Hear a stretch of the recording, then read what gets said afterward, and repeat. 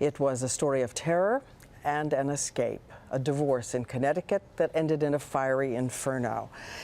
Richard Schenkman is due to appear in court tomorrow on charges of holding his ex-wife hostage for 12 terrifying hours, and you're going to hear from her in a moment about that and also what she hopes the courts will be doing going forward. But first, what happened on that day?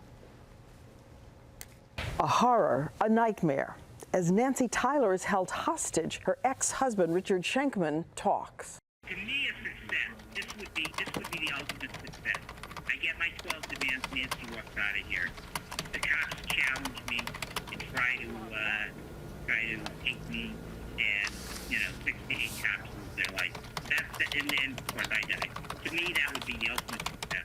To a local reporter, to the police, he makes demands, including a priest to read last rites to his ex-wife. How about the priest? It really pissed me off on the priest here. That was my first demand, and I'm not getting what's going on in the backyard. Tell him to get the out of the yard. Yeah, shut up. You listen to me, pal. You listen to me, pal. I want the manual within 10 minutes.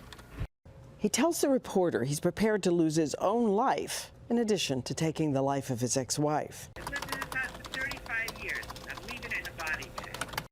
Later, he puts her on the line, forcing her into the role of captive conciliator.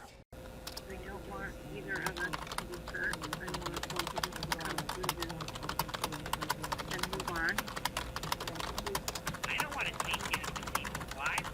Well, then why are you have your wife there, ex-wife? Because she had her head on my shoulder, and I've waited 3 years for that. And this is worth it. My last day is worth it. Just a moment ago, I had a chance to speak with Nancy Tyler, who is, by the way, a lawyer herself, a mother, and who married him more than a decade ago. Also with her was her lawyer, Norm Pattis. We thank you for being here, and especially you, Nancy. I want to go to that moment again where he says you have your head on his shoulder, which is what he has wanted. Take us there. That was a very frightening moment, but it was what I needed to do to stay alive. I spent the day talking to him and trying to keep him calm, and that was one of the things that I did to try to get him off of the rampage that he was on.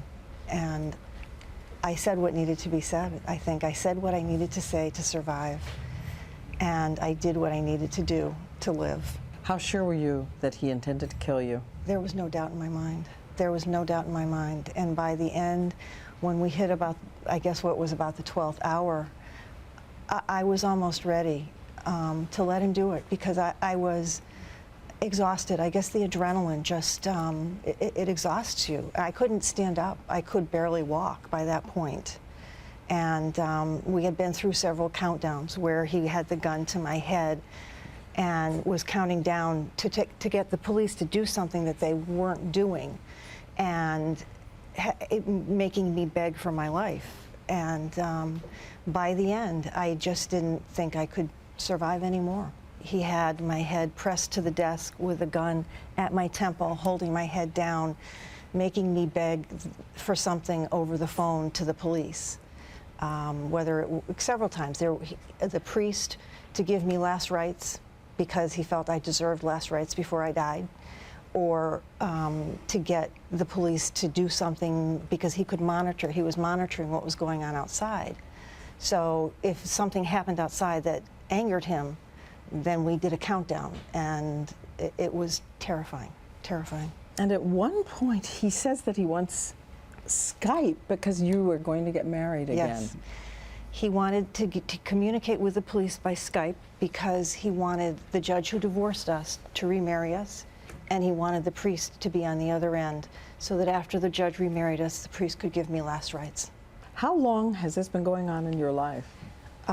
It's been gradually escalating since fairly early in our marriage. There were good times in the very beginning, although he was a very controlling person, but that got worse. and worse, and for the last 3 years it's been hell. It's just been a horrible time. Since you filed for divorce in January 2006? Well, in January of 2006, he threw my son and I out of the house, and we went to live with family. And then he came back and claimed he had cancer and was going to be dead in 3 months, and that I owed it to him to stay with him through the cancer treatment. I fell for it, and I took him back, but it very quickly became clear because there were no cancer doctors, no reports, no medical treatment, nothing.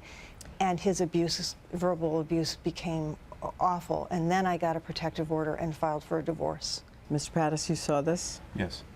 What did you see? What I saw was a very manipulative, angry, and terrifying man. The day I learned that he had abducted Miss Tyler, there was no question in my mind that she would be dead at the end of the day. So being here with you today is as close as we will experience to a miracle. How did you get away? He brought me down there and handcuffed me to the eye bolt. And at first, as I said, I was about ready to give up. I couldn't stand. I was thinking about my kids. I was praying for the strength to get through the last moments.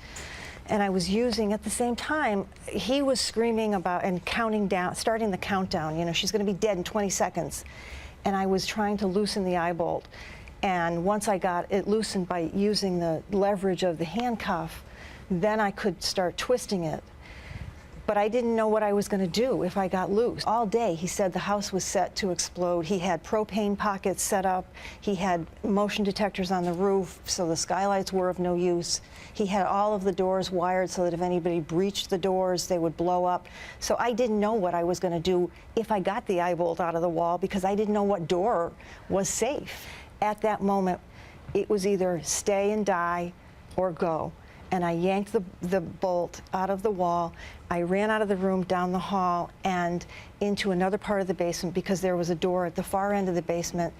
I didn't know if it was wired or not, but it was either die by a gun to my head or die going out a door, hoping to escape. So I ran. I ran across the yard and climbed up a chain link fence, and a SWAT officer came out of nowhere. It was like an angel to me, the sight of this man. And he just grabbed me off the top of the fence and said, "This way, let's go." And we ran. And I finally got to where they had a command center and sat down, and at that point I started breathing again. There's a hearing tomorrow. There is. We will ask the court tomorrow to conclude that based on the history of this case, what this man is capable of, what he's done, and what Ms. Tyler has suffered, he should be held in lieu of bond until trial. How did you hold together during this? I prayed all day. I had rosary beads in my hand. He told me I could get my rosary beads because I was going to need them.